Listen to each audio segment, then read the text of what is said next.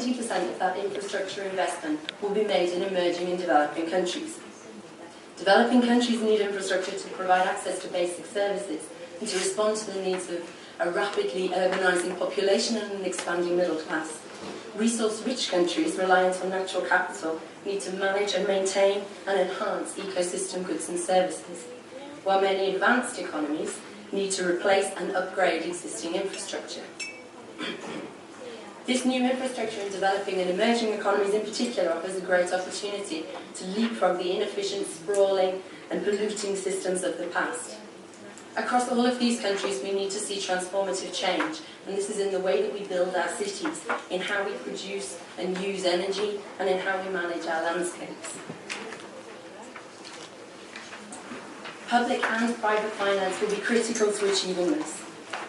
In developing and emerging economies, 60 to 65% of costs, infrastructure costs, are covered from public resources, and 40% from private. In high income, this is the other way around. Going forward, more and more private sources, private funding will be needed, although public finance remains critical to the agenda.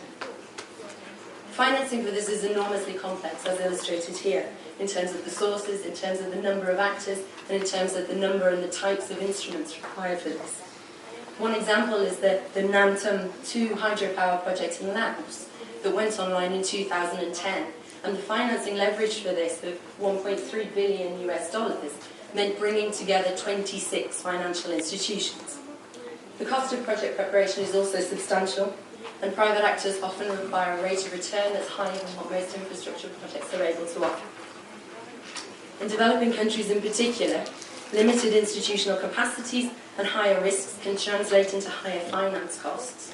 In India, interest rates are as high as 18% for off-grid renewable energy financing through domestic capital markets. And while the financing itself is complex, getting more money catalysed alone is not enough to do the job. We need to overcome a range of other barriers in order to raise the quantity and quality of infrastructure investment. These include unfavourable policy investment regulations, a lack of transparent and bankable project pipelines, inadequate risk-adjusted returns, lack of viable funding models, and often high transaction costs.